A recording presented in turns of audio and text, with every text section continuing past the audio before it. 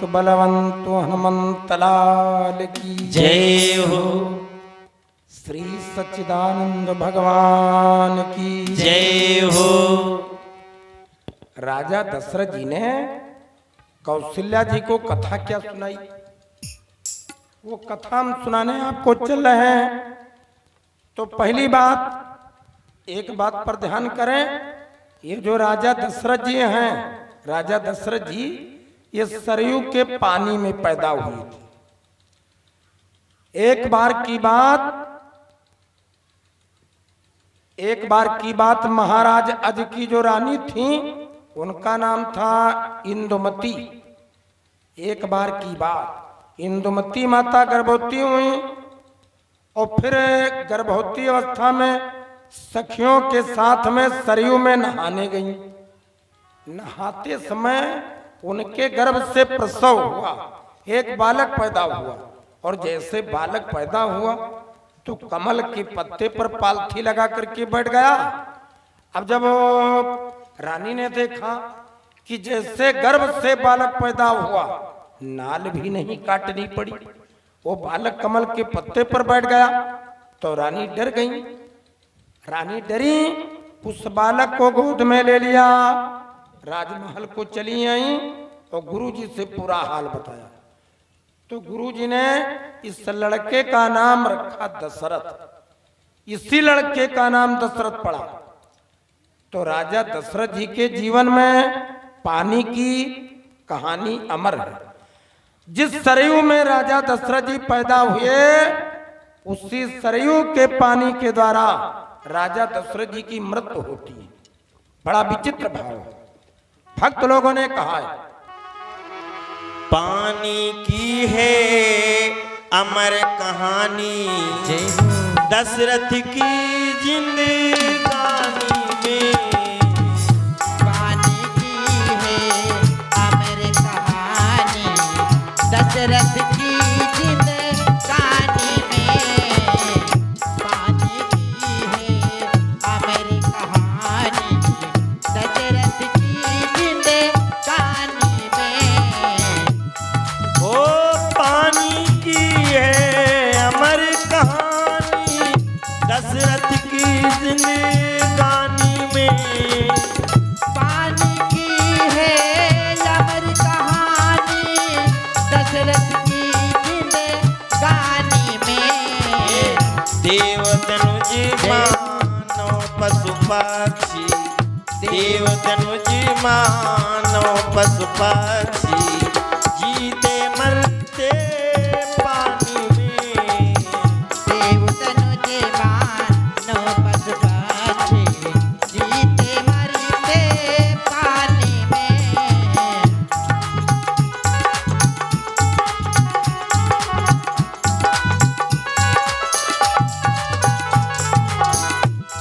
ये नहा रही थी इंदुमती माँ सरयू जी के पानी में। नहा रही थी इंदुमती माँ सरयू जी के पानी में। ये रघुकुल मणि दशरथ जी जन्मे, रघुकुल मणि दशरथ जी जन्मे, कुल सरोवर के पानी में। रघुकुल मणि दशरथ जी जन्मे, कुल सरोवर के पानी में।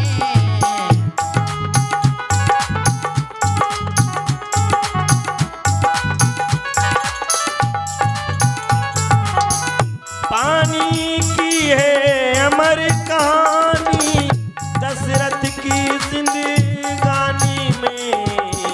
देव तनुज मानो पशु पक्षी, देव तनुज मानो पशु पक्षी, जीते मरते पानी में। देव तनुज मानो पशु पक्षी, जीते मरते पानी में।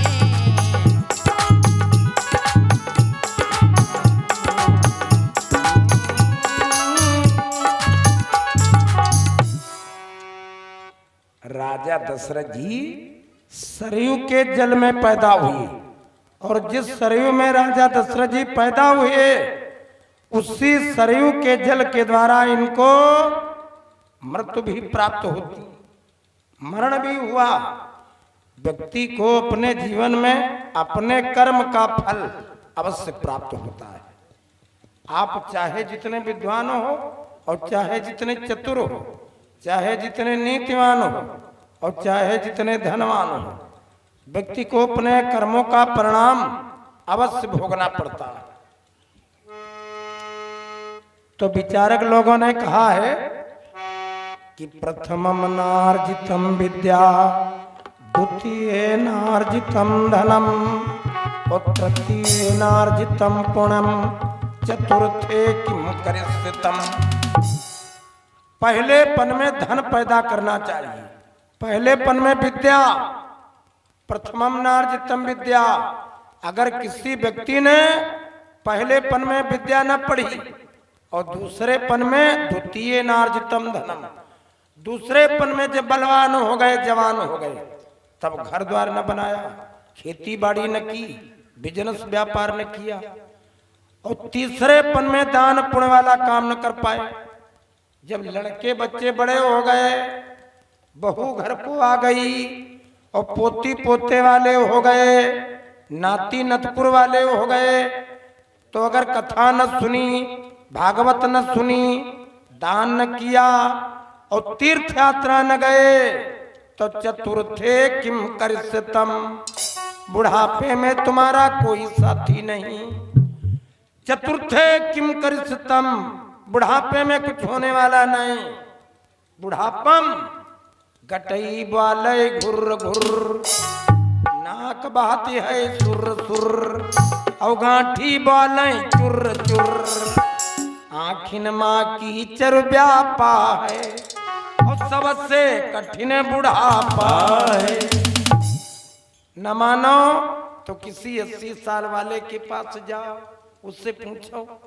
लेकिन अब बुढ़ापे में, अरे जब बहू आ जावे, लड़के बच्चे बड़े हो जावे, तो बहू को लड़कों को मालिक बनाए दे और तुम भगवान की भक्ति करो।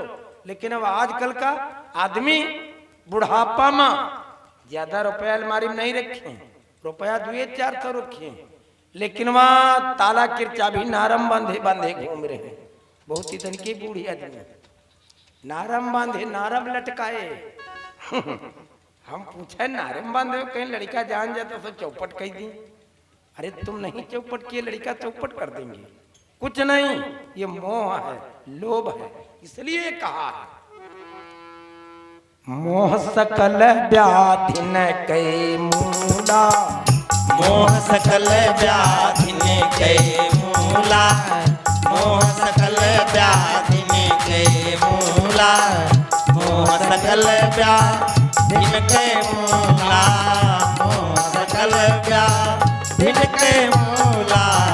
एहि से पुण्य उपजै बहुसूला, एहि से पुण्य उपजै बहुसूला, एहि से पुण्य उपजै बहुसूला।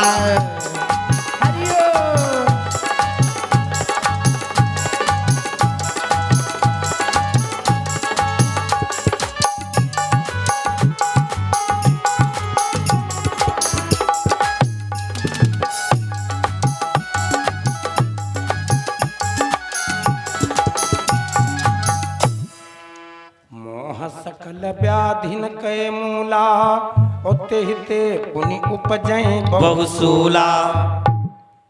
तो दशरथ जी की बात वह कर रहे थे। दशरथ जी कौशल्या जी को ये मरने के पहले कथा क्या सुनाते हैं, उस चर्चा को ध्यान में लाइए। भारत के उत्तर पश्चिम में एक सुंदर क्षीर सुहाता था, एक हंस हंसनी का जोड़ा सागर में शोभा पाता था।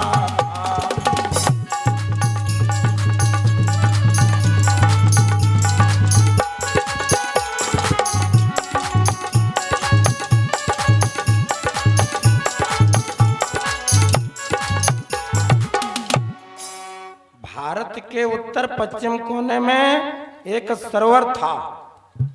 उस सरोवर के किनारे हंस जाति के दो पक्षी रहते हैं, एक हंस और एक हंसनी। ये जैसे हम लोग जोड़े में रहते हैं, पति पत्नी रहते हैं, अपने परिवार में रहते हैं, लड़के बच्चों के बीच में रहते हैं, उसी प्रकार ये जीव जंतु, ये चिड़िया, कीट पतंगे, ये सब नर मादा में, स्त्री पुरुष में, पति पत्नी में रहते हैं, लेकिन हम जान नहीं पाते। देखो भगवान की बड़ी विचित्र लीला। जैसे हम लोग होते हैं, लड़की लड़के का जन्म होता, उसी प्रकार ये जितने पशु पक्षी हैं, इनमें भी नर मादा होते हैं। ये भगवान की परंपरा देखिए, कुदरत का नियम, बड़े विचार की बात है।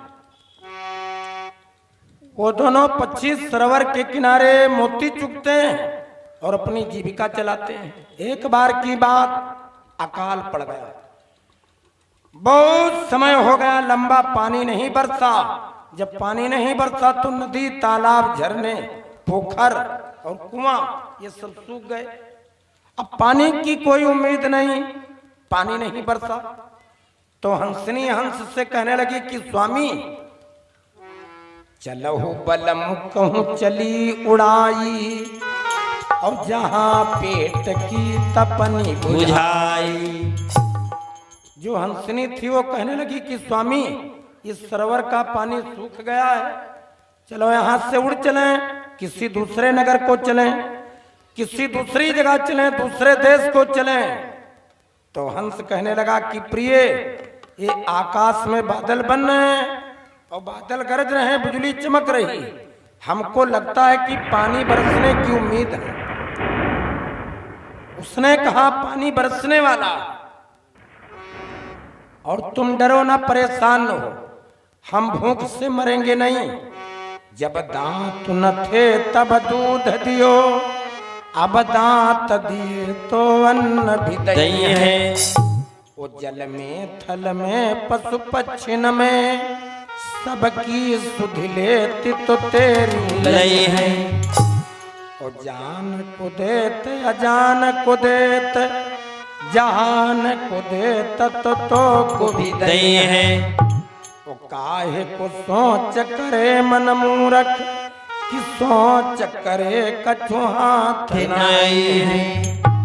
अरे जहां पर आप लोग बैठे हो, अगर इस जगह नीचे मिट्टी खोदो, फावड़ा से खुदाई करो, तो जहां पर तुम बैठे हो इसके नीचे तमाम कीड़ा मकोड़ा, केचुआ, जीव जंतु निकलेंगे, और वहां वो सब जिंदा हैं, जिंदा।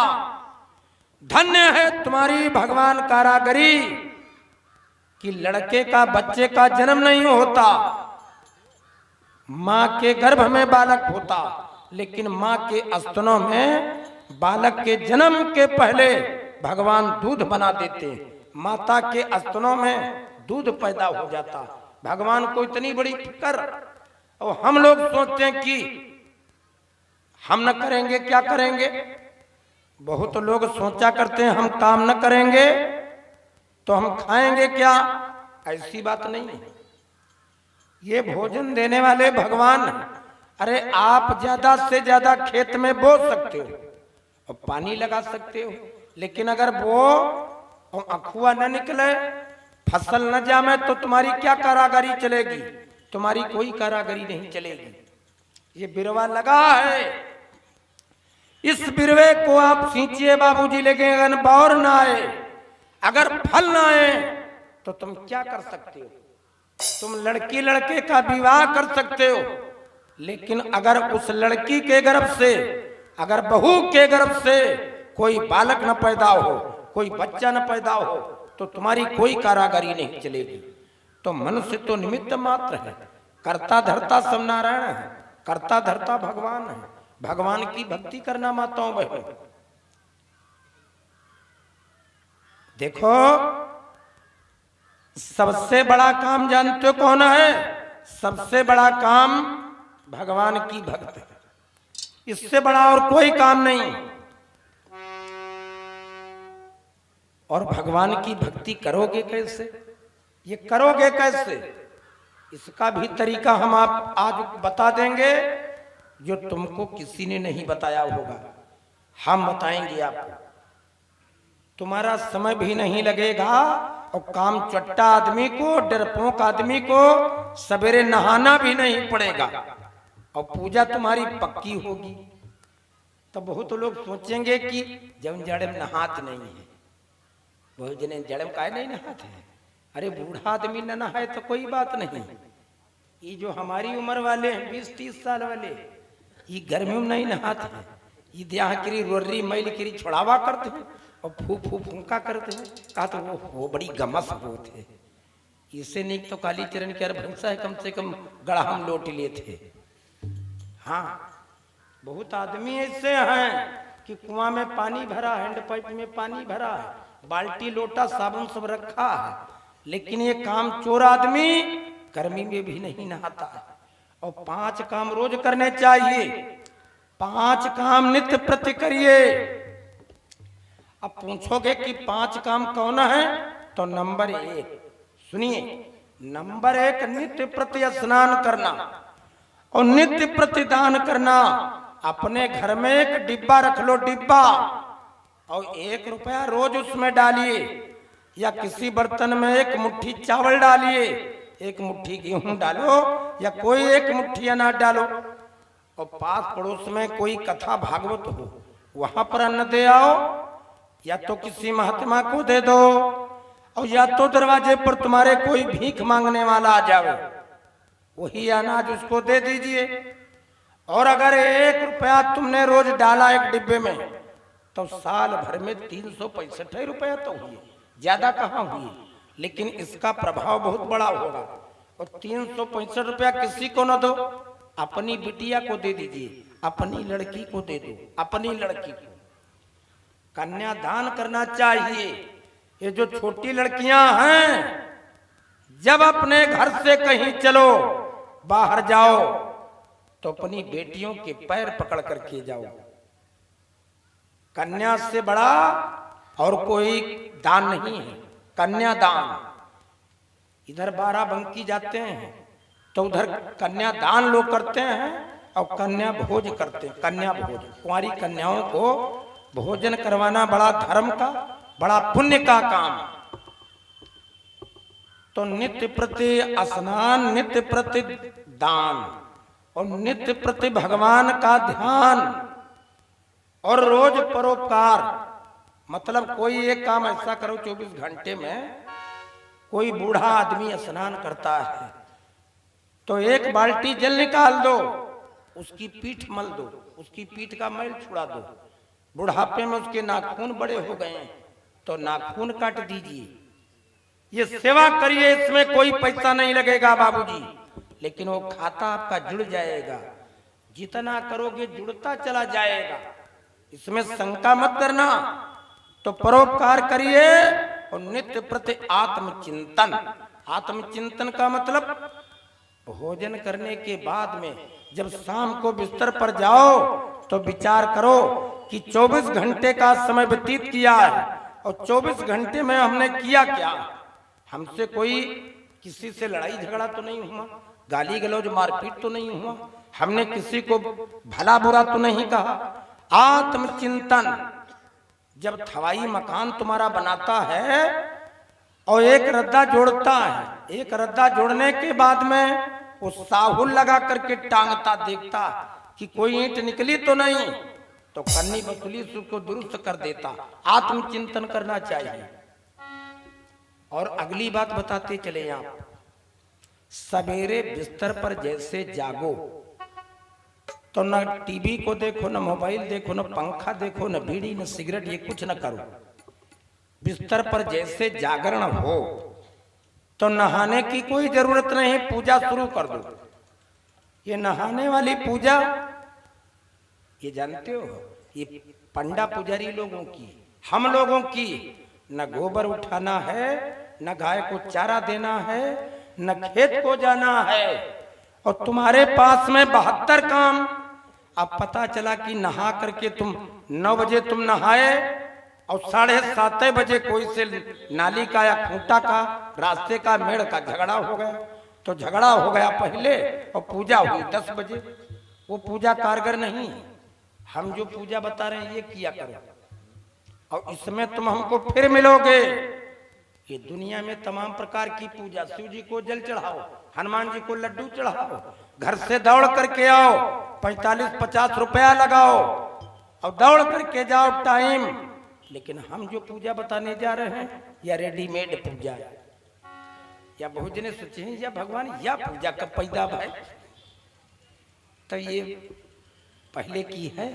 लेकिन आप लोगों को कोई बढ़िया गुरु नहीं मिला और कोई बताने वाला नहीं मिला, और शास्त्र की बात कर रहे हैं। बिस्तर पर जैसे जागरण हो तो कराग्रे बसती लक्ष्मी, कर मध्य सरस्वती। दोनों हथेलियों को आपस में जोड़ लीजिए और उंगलियों के अग्रभाग को देखना चाहिए। उंगलियों की इन पोटलियों को देखो, इन उंगलियों के अग्रभाग पर लक्ष्मी जी का वास होता। रुपया चुटकी से गिना जाता, रुपया बिना चुटकी लगाए आप नहीं गिन पाओगे। अग्रभाग पर लक्ष्मी जी का वास होता, और लक्ष्मी जी की जरूरत है। तुमको डीजल मंगाना, तुमको लड़के की फीस जमा करना, तो होत भोर सवेरे राम जी और होत भोर सवेरे हनुमान जी ये कोई काम नहीं कर पाएंगे। ये होत भोर सवेरे रुपया काम करेगा। रुपया अगर जेब में है तो न बड़ी सीता न बड़े राम, और सबसे बड़े नगद नारायण करें टोटल काम। सबसे बड़ा पैसा तो सबसे पहले लक्ष्मी जी की याद करनी चाहिए। कराग्रे बसती लक्ष्मी और कर मध्य सरस्वती। बीच गदेली में मस्तक रेखा, दिमाग रेखा, तिरछी लाइन, तो बीच गदेली में सरस्वती जी का ध्यान करना चाहिए। आज सरस्वती पूजा है, आज बसंत पंचमी है। पढ़ने वाली जो बच्चियां हैं और जो लड़के हैं, तो तुम लोगों को आज सरस्वती जी के ऊपर सफेद रंग के फूल चढ़ाओ और कोई एक नया कलम लाओ। कलम माता जी के चरणों में रखो, चित्र के चरणों में रखो, और फिर उसी कलम से लिखना। तुम्हारी विद्या तीव्र होगी, जो पढ़ोगी वो याद हो जाएगा और पास हो जाओगी अच्छे नंबर से। सरस्वती बीच गदेली में बुद्धि रेखा होती है, और कर मूले तु गोविंदा। ये जहां पर कलावा बंधा, यहां को देख करके वो चूम लेना चाहिए, और भगवान विष्णु जी की या तो कृष्ण जी की याद करनी चाहिए कि हे भगवान, हम चाहे जितने धनवान हो जावें, चाहे जितने नाम वाले हो जावें, लेकिन तुम्हारी भक्ति से विमुख न हो। और इसके बाद में प्रातः स्मरामि गणनाथम नाथ बंधुम, सिंदूर पूर परिशोभित गंड युग्मम, उदंड विघ्न परिखंडन चंड दंड, मां खंडलादि सुरनायक वृंद बंद्यम। गणेश भगवान की स्तुति करनी चाहिए। और अगर श्लोक न मालूम हो तो केवल आप इतना कहें, आंखें बंद कर लीजिए और गणेश जी का स्वरूप देखिए कि हमारे सामने गणेश जी बैठे हैं। उनकी लंबी लंबी सूंड देखिए, उनका बड़ा मोटा पेट देखिए, और कहिए कि गणेश जी हमारा प्रातः काल मंगलमय करो। भगवान शिव जी हमारा प्रातः काल मंगलमय करो। भगवान विष्णु जी हमारा प्रातः काल मंगलमय करें। भगवान सूर्य नारायण हमारा प्रातः काल मंगलमय करें। माता दुर्गा जी हमारा प्रातः काल मंगलमय करें, हमारी रक्षा करें। और फिर अपने गुरु जी का नाम लो। अगर गुरु मंत्र लिया है तो गुरु मंत्र कम से कम 11 बार जपिए। और फिर बिना पृथ्वी को प्रणाम किए पृथ्वी पर जो पैर रखता है वो अधम पाप कर्म करता है। पृथ्वी को प्रणाम करिए और तब लंबी सांस लीजिए, तो जिस नथुने से हवा ज्यादा ऊपर जाती है, दोनों नथुनों में हवा बराबर सवेरे नहीं जाती, लगता है एक बंद है और एक खुला है। तो जिस नथुने से हवा ज्यादा जाती हो वो वाला पैर नीचे रखिए। और फिर देखिए दर्पण। पहला काम, सवेरे शीशा देखना चाहिए, लेकिन शीशा फूटा टूटा ना हो।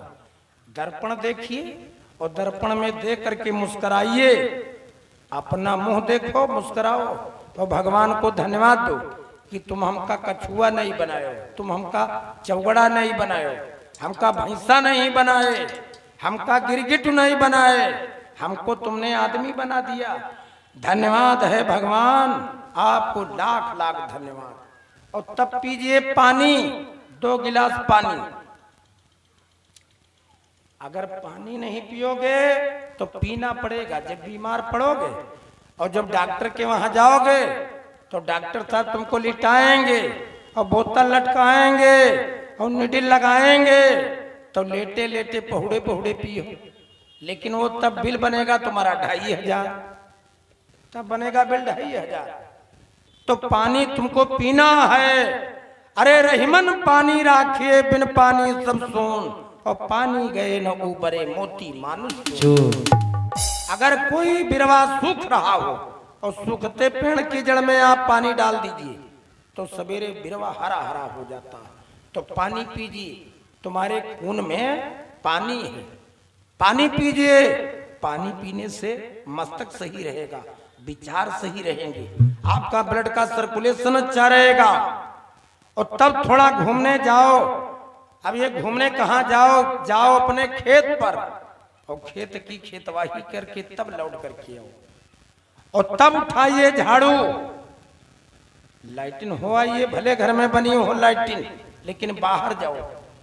सवेरे की हवा और 10 लाख की दवा बराबर काम करती है। ये पहले के बूढ़े आदमी 80-80 साल के, 90-90 साल के हो गए, और देखो ये सब सामने बैठे हैं, किसी का कोई ऑपरेशन नहीं। और आजकल के लड़के 18-20 साल के नहीं हो पाते। पता चला गुर्दा खराब, किडनी खराब, हार्ट की प्रॉब्लम, पथरी की दवा खा रहे हैं। बीमारियां नई नई पैदा होती, ये बिना पानी पीने, बिना टहलने से सब काम होता है। तो सवेरे की हवा और 10 लाख की दवा बराबर काम करती है। और सवेरे झाड़ू जरूर लगाइए, झाड़ू लगाइए, झाड़ू लगा करके झाड़ूआण में रखिए, आपके अलावा कोई देख न पावे। और झाड़ू को लांघिए मत, उसमें पैर मत लगाइए। झाड़ू लाओ तो शनिवार को लाओ, और बन पड़े तो 2 लाओ, डबल लाओ 2, तो तुम्हारे घर में धन की प्राप्ति होगी, उन्नति होगी, उन्नति करोगे, धनवान बन जाओगे। अगर किसी के घर न बनाओ तो हमारी जिम्मेदारी है, उसका तरीका है, वो तरीका तुम करो, तुम्हारे घर बन जाएगा। अगर तुम्हारे गाड़ी ना हो, तुम्हारी गाड़ी आ जाएगी, तरीका है। जो काम करोगे उसका फल तुम जरूर पाओगे।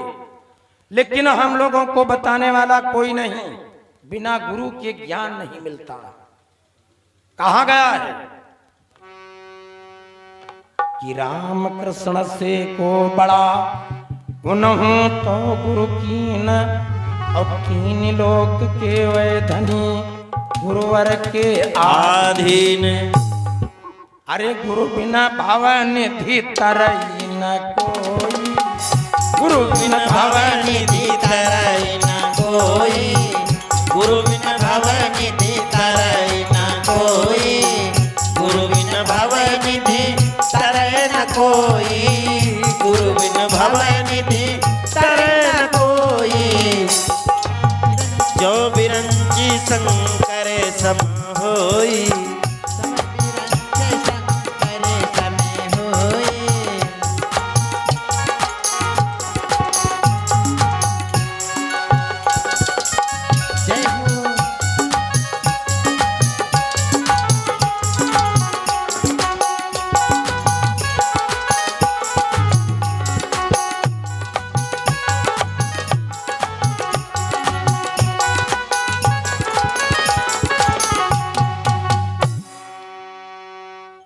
बात कर रहे थे वहां की।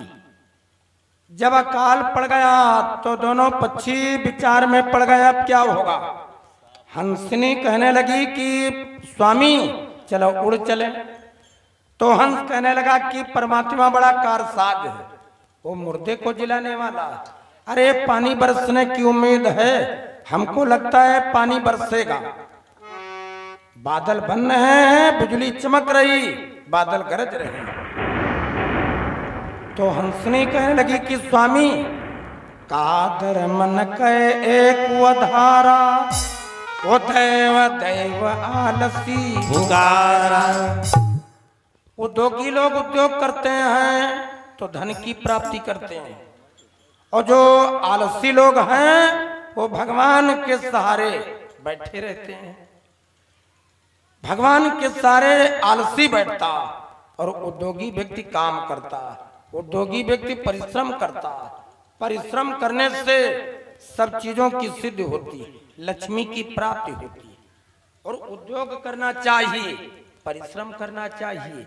सवेरे सवेरे, अरे बड़ी विचार की बात है माताओं बहनों, तुम सब लोगों ने देखा होगा, ये चिड़ियां बीमार नहीं पड़ती हैं, ये जानवर जल्दी बीमार नहीं होता, वो सवेरे उठते हैं।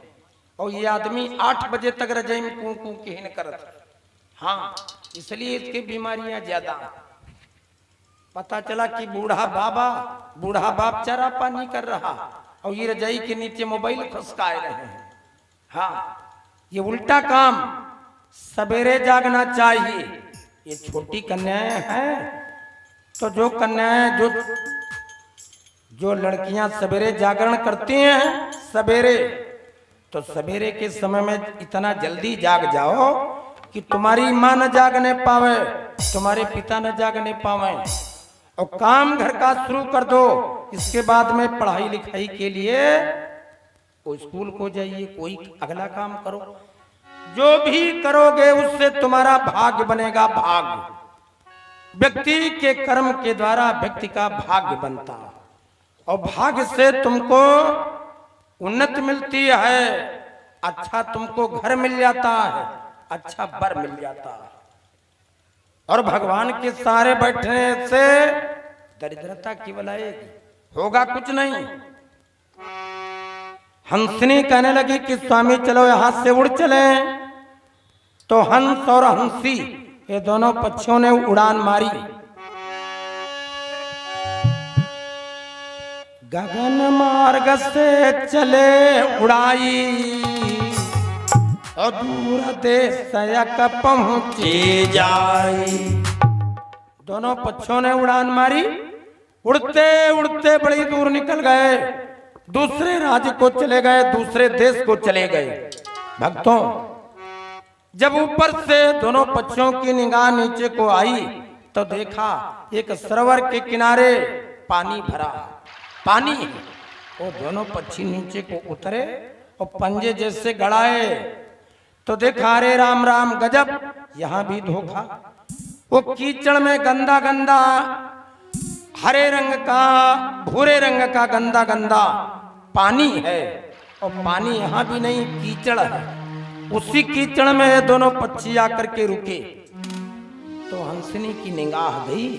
हंसनी ने कहा कि स्वामी देखो, भगवान ने हमारी प्रार्थना सुन ली। हंस बोला क्या? कहा वो सामने 2 मोतियां पड़ी चमक रही, और हम 2 लोग हैं, तो चलो एक एक मोती दोनों लोग चुग ले। तो दोनों पक्षियों ने साथ में ही चोंच मारी। गजब हुआ, साथ ही 2 ने चोंच चलाई, ओ यक यक मोती चोंच में आई। दोनों पक्षियों ने, हंस हंसनी ने चोंच मारी। एक मोती हंस के चोंच में आई, एक मोती हंसनी की चोंच में आई। अभी वो मोती को निगले नहीं, गले के नीचे उतारा नहीं। जहां से मोतियां उठाई थीं वहां का पानी लाल हो गया, वहां पानी में खलबलाहट हो गई, और बड़े जोर से एक चीखने की, रोने की आवाज आई। क्या?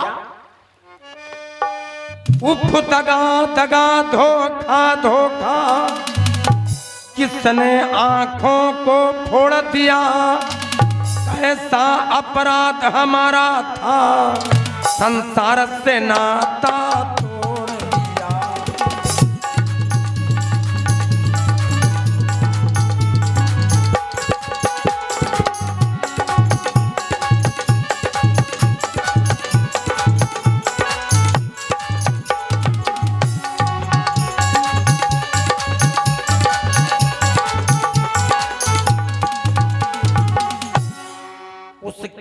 से एक आवाज निकली रोने की, हमारी दुनिया को वीरान करने वाले तुम कौन हो?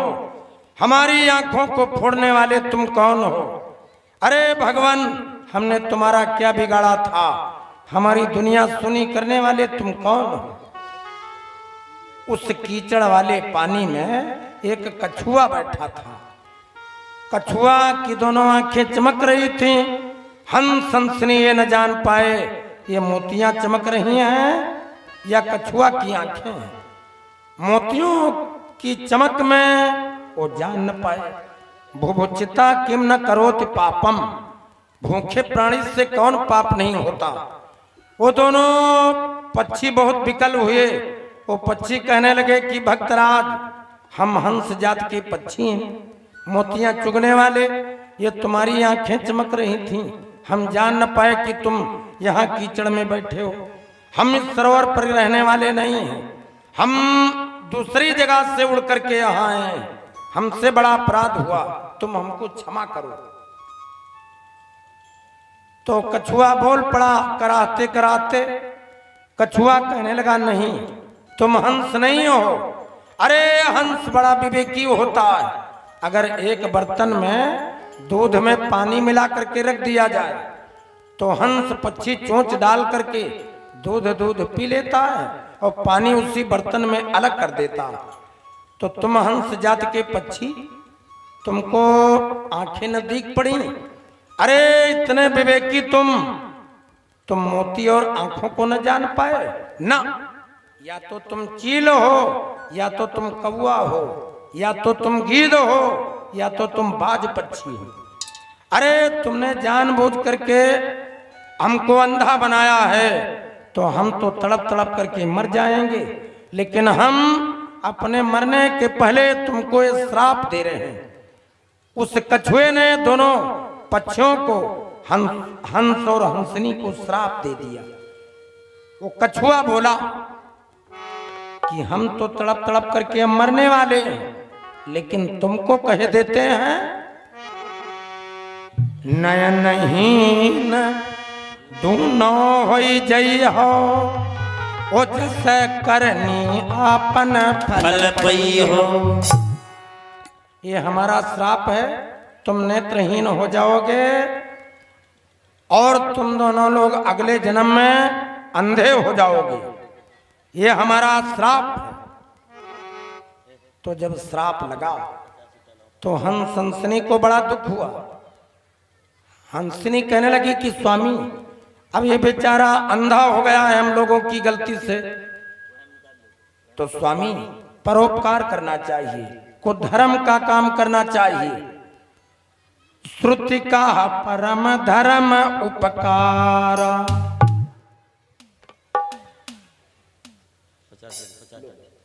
लीजिए। देखो, जब तक कथा चलेगी तो कोई रुपया पैसा लेकर के मत आना, यहाँ कोई मत आना। और लड़के बच्चे प्रेम से बोलिए रामचंद्र भगवान की जय हो। अनंत बलवंत हनुमंत लाल की जय हो। सब लोगों ने हाथ नहीं उठाया, हाथ उठा करके जयकारा लगाइए। बोले सच्चिदानंद भगवान की जय हो। श्री हनुमान जी महाराज की जय हो। प्रजापति विष्णु भगवान की जय हो। एक बार की बात, काम्यक वन से भगवान भोलेनाथ महादेव जी भवानी के साथ में निकले। तो भवानी ने देखा, भवानी देखती क्या है, एक मछुआरा जाल में मछलियों को पकड़ता है और धूप में डाल देता है। मछलियां धूप में ऊपर को तड़पती हैं, मर जाती हैं। तो भवानी कहने लगी महादेव जी से, भवानी कहने लगी कि भगवान ये बताओ, ये मछुआरा पाप कर्म करने में लगा है, मछलियों को मारने में लगा है। महादेव जी कहने लगे, देवी, जो मृत लोक में पैदा हुआ है उसको मरना अवश्य पड़ा है। ये मछुआरा इन मछलियों को मारने में लगा। अगर ये मछुआरा इन मछलियों को न मारे, मृत्यु इनकी तब भी है, लेकिन इन मछलियों को मार मार करके ये मछुआरा हत्या का पाप अपने सिर पर ले रहा है। अगर हम किसी को न मारे तो अमर नहीं है, उसको मरना पड़ता। लेकिन जब किसी को हम मारते हैं तो उसके पाप का भार, उसका पाप हमको लगता है। तो मारना तो किसी जीव जंतु को नहीं चाहिए। अरे बिना मारे मतलब भर के मर रहे हैं।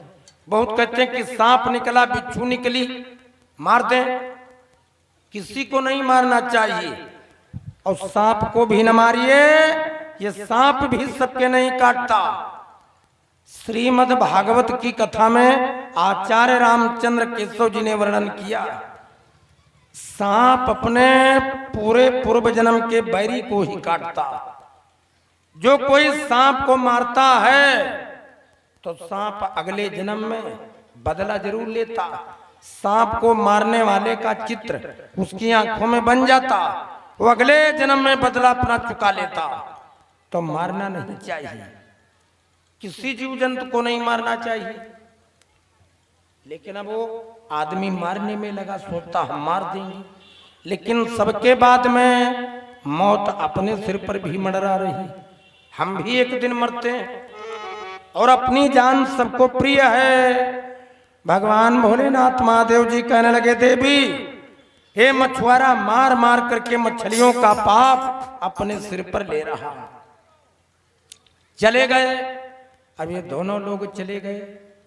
बहुत दिनों के बाद, बहुत बरस बीत गए, जब उसी जंगल में दोनों लोग फिर निकले तो भवानी ने देखा कि एक सेमल का बड़ा पुराना पेड़, और सेमल के पेड़ के नीचे भारी भरकम शरीर वाला एक हाथी तड़प रहा।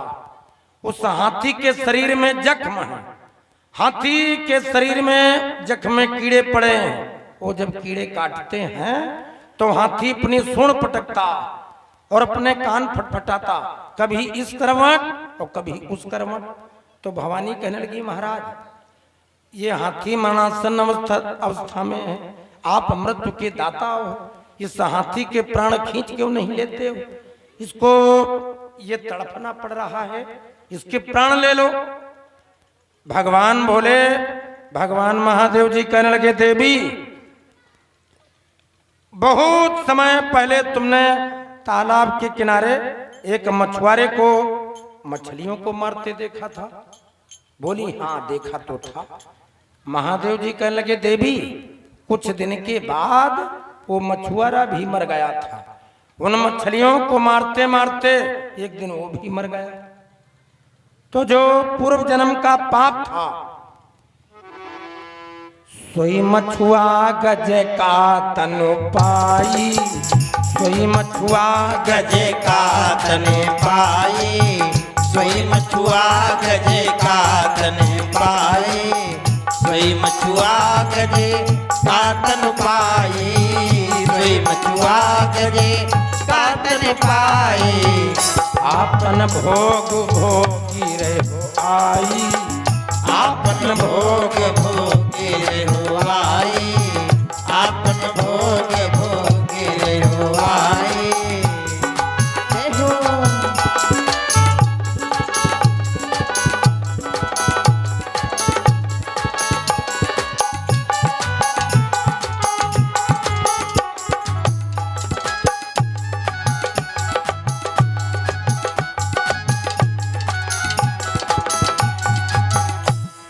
महादेव जी कहने लगे, देवी जितनी देर तक इन मछलियों ने तड़प तड़प करके अपने प्राण गंवाए थे, उतनी देर तक ये जो हाथी है ये तड़पेगा।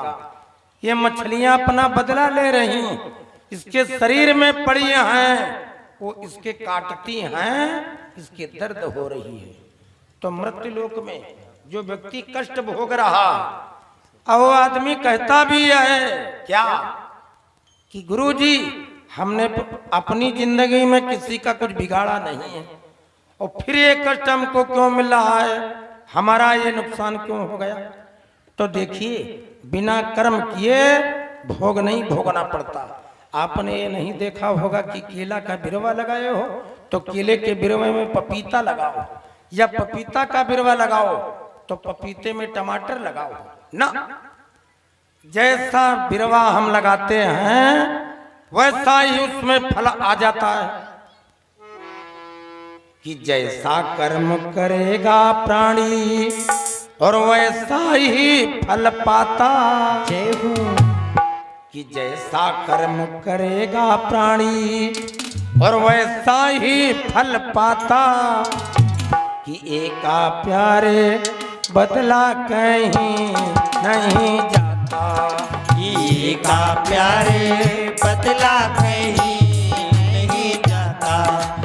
एका प्यारे बदला कहीं नहीं जाता।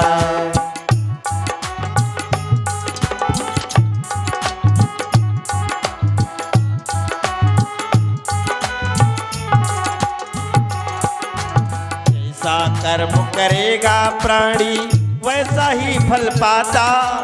जैसा कर्म करेगा प्राणी वैसा ही फल पाता। एका प्यारे बदला कहीं नहीं जाता। एका प्यारे बदला कहीं नहीं जाता।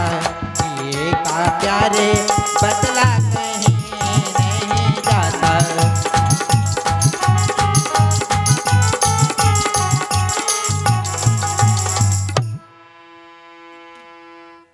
कच्छप ने श्राप दे दिया कि तुम दोनों लोग अगले जन्म में नेत्रहीन हो जाओगे। तो श्रुति का परम धर्म उपकारा। सबसे बड़े धर्म का काम दूसरे का उपकार करना और दूसरे की पीड़ा को दूर करना और दूसरे के दुखों को दूर करना।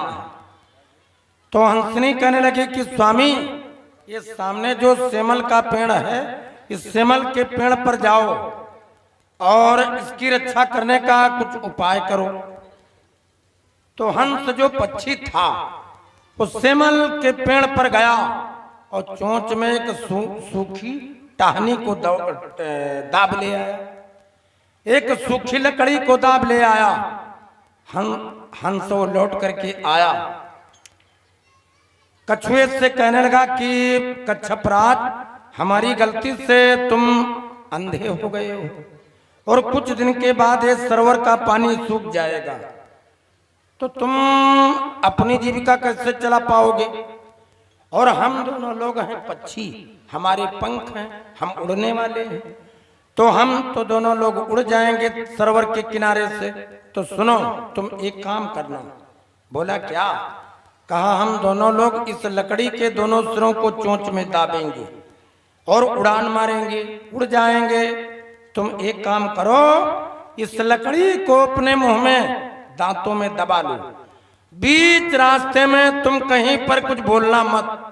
हम लोग जहां उड़ करके जाएंगे, जिस सरोवर पर जाएंगे, तो साथ में तुमको ले जाएंगे। तुम लकड़ी में लटके लटके पहुंच जाओगे, क्योंकि तुम धीमा चलते हो, तुम उड़ नहीं सकते हो। वही काम हुआ। लकड़ी के दोनों सिरों को हंसनी ने अपनी चोंच में दाबा। एक तरफ हंस, एक तरफ हंसनी लकड़ी को चोंच में दाबे। बीच लकड़ी को कछुए ने मुंह में पकड़ लिया। हंसा हंसी लकड़ी दाबे, वो गगन मार्ग से चले उड़ाए।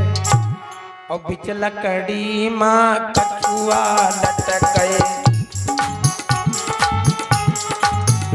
अरे बिच लकड़ी माँ कछुआ लटके, साथ है अपनों रहे उड़ाए।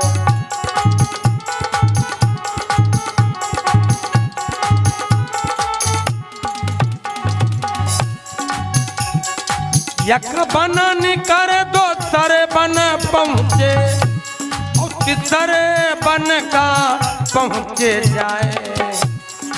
यक जंगल में आग लगी, धुआं ना रहा सरग मंडराए।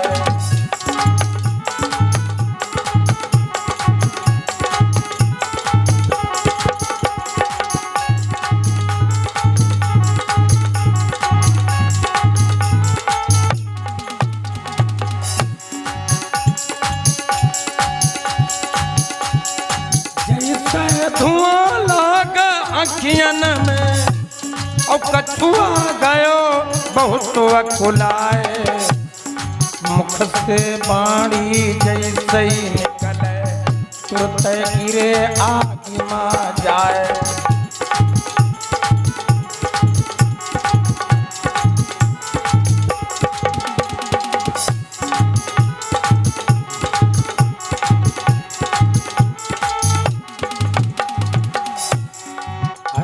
गोसैया पर लय होई गए, होनी गिरी स्वर्ग से आए। अरे भार पड़ा जब कमल करीबा, हंसा हंसी रहे पछताए।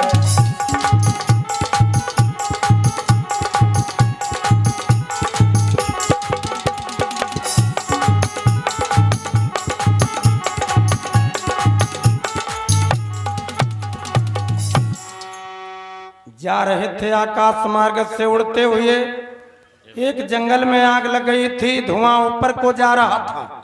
धुआं वैसे भी आंख में ज्यादा लगता है, जैसे कछुआ की आंखों के जख्मों में धुआं लगा तो कछुए ने बड़े जोर से कहा, अरे भाई कहीं आग लगी है। और जैसे कहा वो लकड़ी छूट गई, कछुआ नीचे आग में गिरा। जैसे कछुआ नीचे आग में गिरा, उसने अपना सिर अंदर कर लिया आवरण के और अपने पंजे बटोर लिए। लकड़ी का भार जब कम पड़ा ऊपर, तो हंस हंसनी ने सोचा गजब हो गया, कछुआ तो नीचे छूट गया, अब तो ये जल जाएगा। हम लोगों से बड़ा पाप हुआ, एक तो ये अंधा हो गया और दूसरे इसको लटका करके ले आए तो कहीं पानी में नहीं गिरा, ये आग में गिरा, मर जाएगा, जल जाएगा। वो दोनों के परोपकार की भावना उमड़ी, अगर चाहते तो उड़ते चले जाते, लेकिन उनके दया थी। सब हृदय में दया नहीं होती, सबके हृदय में दया नहीं। बहुत लोगों के हृदय में सील नहीं होता। बहुत लोग ऐसे हैं, पड़ोसी के ऊपर विपदा पड़ती है तो अपना रुपया दे देते हैं, पड़ोसी बीमार पड़ता तो मदद करते हैं, सेवा करते हैं, अस्पताल को ले जाते हैं, अपना रुपया उधार देते हैं, अस्पताल में 10-12 दिन तक रुकते हैं, उसकी सेवा करते हैं। ये दया भाव। ये साम्न विद्या तपो न दानम, ज्ञानम न शीलम गुणो न धर्मा, औते मृत्युलोके भूि भार भूता, मनुष्य रूपेण मृगा चरन्ति। जिसमें विद्या नहीं है, ये साम्न विद्या तपो, न कोई तप है, न कोई दान वाला काम, ज्ञानम न शीलम, न ज्ञान है, न हृदय में शील है, न कोई गुण है, न कोई धर्म का काम। ते मृत्युलोके भूि भार भूता, वो लोग इस पृथ्वी मंडल पर मनुष्य नहीं है, मनुष्य के रूप में पशुओं की तरह विचरण करने वाले। तो जिसके हृदय में दया नहीं, धर्म वाला, दान वाला, परोपकार का काम नहीं, भक्ति नहीं, उनका जीवन बड़ा दूभर है, पशुतुल्य है, जानवर। ये सड़क पर जितने आदमी जा रहे हैं या कहीं भीड़ में, तो सब लोगों को आदमी मत समझ लेना। आदमी के रूप में आधे से ज्यादा तो शनीचर जा रहे हैं, आदमी के रूप में न मालूम आधे से ज्यादा तो गधा, आधे से ज्यादा तो वो पता नहीं क्या बहुत बताए दे। वो सबके हृदय में प्रेम नहीं। बहुत लोग ऐसे हैं, वो धन पैदा करने के चक्कर में कहो तो अपने भाई को, भाई की जमीन हड़प लें, भाई की जगह बेईमानी कर लें, और कहो तो भाई की खोपड़ी पर डंडा मार दें। धन के लोभ में, धन के लालच में। लोभा पापस्य कारणम, ये जो लोभ है, ये लोभ पाप की मूल है, पाप की जड़ है। जितना आदमी है वो धन पैदा करने के चक्कर में लगा, धन, और लेकर के कहां जाएगा? कब्र के अंदर ना अलमारी है, कफन में जेब नहीं, रखेगा कहां? पता नहीं किस काम में बनाने में लगा। तालाब के किनारे दुई गधा चर दुई, तो एक गधा तगड़ा तंदुरुस्त है और एक गधा दुबला पतला है। तो तगड़े तंदुरुस्त गधे ने दुबले पतले गधे से पूछा, इस समय तुम दुबरात बहुत चले जा रहे हो, क्या बात? तो दुबला पतला गधा कहने लगा कि इस समय हम टेंशन में ज्यादा है। तो बोले टेंशन? किस चीज की टेंशन? अरे कहा वो असल में तुम हो धोबी के गधा, तो धोबी तुम्हारे ऊपर रेहू ला देता है और कपड़े ला देता है और तालाब पर उतार लेता है, तुम छुट्टा चरा करते हो, तो तुम्हारे कोई टेंशन नहीं। और हम हैं कलाबाज के गधा। तो कहा कलाबाज के गधा हो? कहा हाँ, वो कलाबाज हमारा जो है उसके एक 16 साल की खूबसूरत जवान लड़की है। तो गधे ने पूछा उस लड़की से तुम्हारा क्या लेना देना? अरे कहा है लेना देना है। वो कलाबाज जब कला दिखाने जाता है तो एक बांस इधर गाड़ता और एक बांस इधर गाड़ता और फिर रस्सी बांध देता है और अपनी लड़की को बांस हाथ में पकड़ा देता है और लड़की को उसी रस्सी पर कहता कि तुम चलो। आओ डमरू बजाता, ढोल पीटता है, हाँ साहिबान मेहरबान कदरदान, बड़े बड़े आइटम, बड़े बड़े कमाल, जोर से चिल्लाता है, क्या नादान लड़की, अगर तूने अच्छा कला दिखाया तो इनाम पाएगी, और अगर तेरा पैर रस्सी पर से फिसला तो तेरी शादी इसी गधे के साथ करूंगा। तो कहा 3 साल हो गए हम रास्ते ही देख रहे हैं कि कबहू न कबहू तो पाँव रपटबई करी।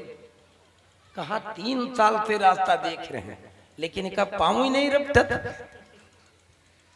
तो विचार करो, अगर लड़की का पाँव फिसल भी जाता तो क्या कलाबाज अपनी लड़की की शादी गधे से करता? नहीं करता। लेकिन गधा तो पक्का गधा, उसका उम्मीद 100% है कि कबहू न कबहू तो पाँव रपटबई करी और इस लड़की के साथ हमारा विवाह हो जाएगा। तो जो चीज होना नहीं है कभी नहीं होना, उसी चीज की उम्मीद बांधे है आदमी।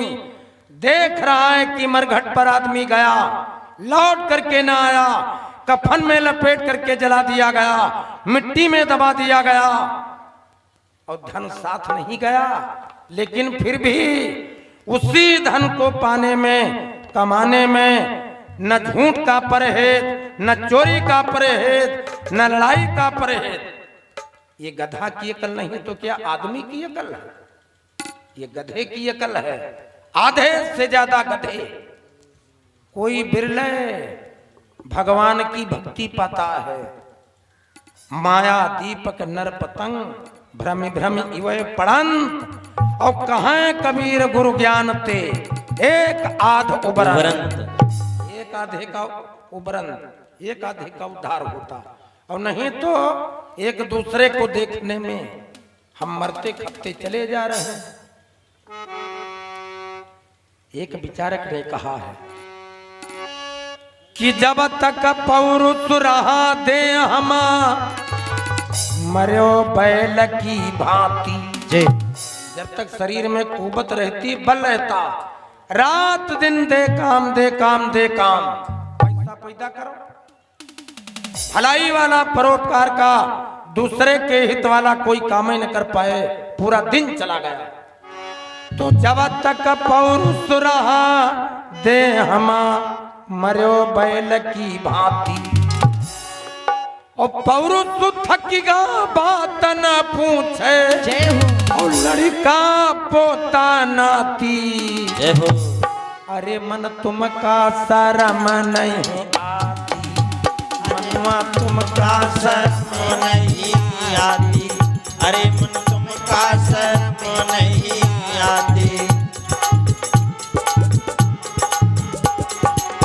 शर्म नहीं आती, लाज नहीं आती, शर्म नहीं आती, लाज नहीं आती, मनवा तुमका शर्म नहीं आती, अरे मन तुमका शर्म नहीं आती, मनवा तुमका शर्म नहीं आती।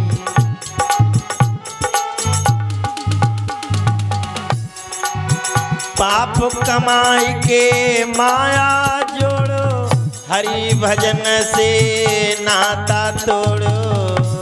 कमा के माया जोड़ो, हरि भजन से नाता तोड़ो।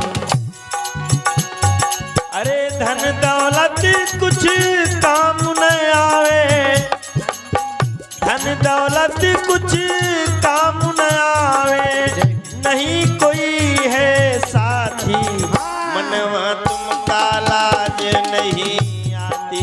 अरे मन तुमका लाज नहीं आती। अरे मन तुमका लाज नहीं आती।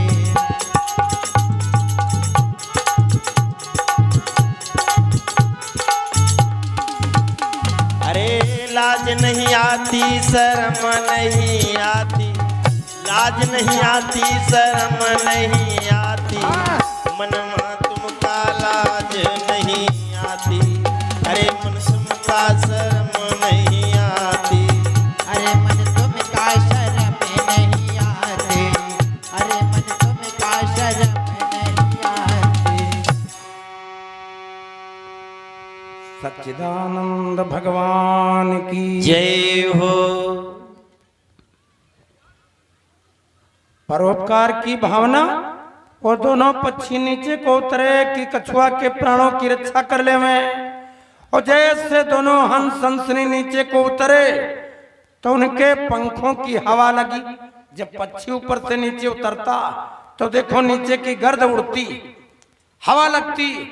जैसे पंखों की हवा लगी, वो सुलगती आग भप से जल पड़ी। लौ निकली, उसी लौ में हंस हंसनी के भी पंख जल गए। अब वो तीनों तड़पने लगे तो बड़े जोर से चिल्लाए कि भक्तराज, हमने मना किया था बीच रास्ते में तुम कहीं बोलना मत, लेकिन तुम न माने। अब हमारे भी पंख जल गए, अब क्या करें? तो कछुए ने सिर निकाला और कछुआ अध जला। वो तड़पते तड़पते बोल पड़ा कि तुम दोनों लोगों के पंख थे, हम तो भाग्य से आग में गिर गए, हमारी मौत इस आग में जलने से थी, लेकिन तुम दोनों लोग उड़ क्यों न गए? तो दोनों पक्षी कहने लगे कि एक तो तुम्हारी आंखें हमसे चली गईं, और दूसरे अगर उसी सरोवर में तुमको रखते तो शायद तुम जिंदा रहते, लेकिन तुमको हम यहां ले आए। आग में हमारी गलती से गिरे हो तो हमने तुम्हारी रक्षा के लिए आपकी रक्षा करनी चाहिए, इस गलती में हमारे पंख जल गए। तो कछुआ रोने लगा।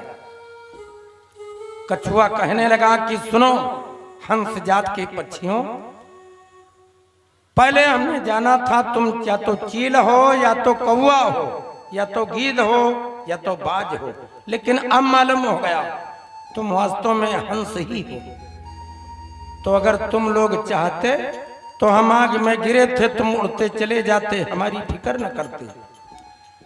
तो तुम्हारी गलती से हम अंधे हो गए, हमने तो गुस्से में आकर के बदला ले लिया, तुमको श्राप दे दिया अगले जन्म में अंधे होने का।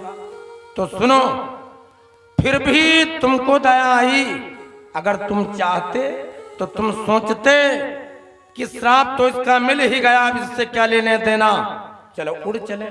लेकिन तुम्हारे हृदय में दया आई, हमको लटका करके लाए। तो सुनो, अब तुम्हारे हम ऋणी हो गए, अब तुम्हारे हम कर्जदार हो गए। अब ये कर्ज इस जिंदगी में तो चुका नहीं पाएंगे। हम तुम तीनों लोग मरने जा रहे हैं, हम तुम तीनों लोग जल जाएंगे। अब तो हम तुम्हारे कर्जदार हैं। हम तुमको एक वचन देते हैं, अगले जन्म में जब तुम दोनों लोग अंधी अंधे होगे तो सुनो,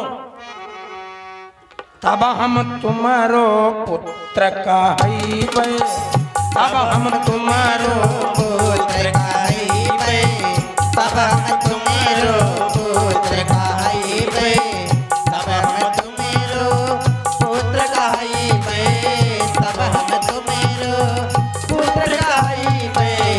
नीच टहल से वह खाई बजीबे, नीच टहले से उताई बजैबै, नीच टहले से उताई बजैबै।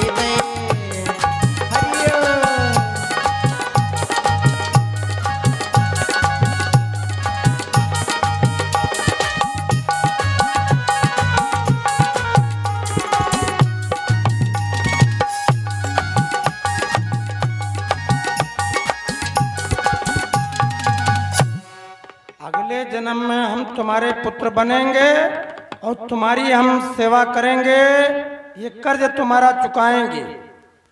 वो तीनों उसी आग में जल गए। वो हंस हंसनी दोनों पक्षी जल गए, वो कछुआ जल गया, वो तीनों मर गए। तो मर करके जब धर्मराज जी के लोक को गए और ये तीनों आत्माएं जब वहां गई तो निर्णय हुआ धर्मराज के द्वारा।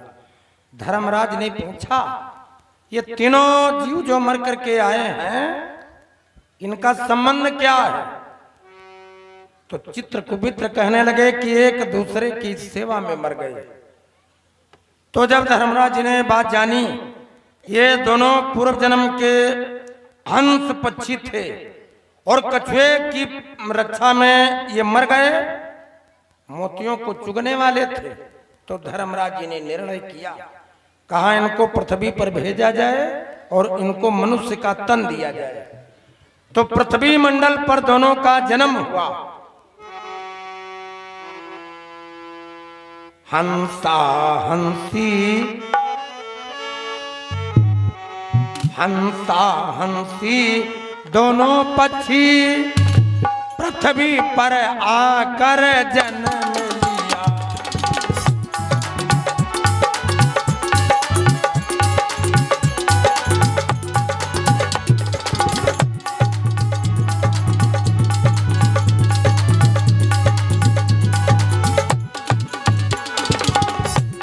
हंसा हंसी दोनों पक्षी पृथ्वी पर आकर जन्म लिया।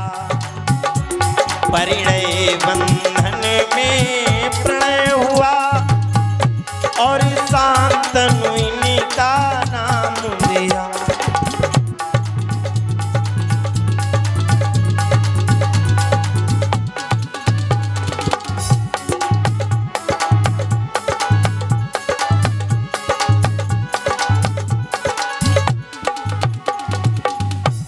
पृथ्वी पर जन्म हुआ, ब्राह्मण कुल में पैदा हुए, इनका शांतन नाम पड़ा। और ये पति पत्नी का जो नाता है, रिश्ता, ये 7 जन्म का होता। तुम अपनी बेटी का विवाह चाहे 3 साल तक रगड़ करो, चाहे दुनिया दुनिया में घूमो, लेकिन जहां से लिखा होगा वो 3 किलोमीटर पर हो जाएगा विवाह। जब इधर कोई लड़की पैदा होती तो उधर कोई लड़का पैदा होता। हाँ, ये 7 जन्म का रिश्ता होता, 7 जन्म का नाता होता। भक्तों, वो दोनों प्रणय संबंध में बंधे, दोनों का विवाह हो गया। बहुत बरस बीत गए। अब जब बहुत बरस बीत गए, कोई संतान न हुई।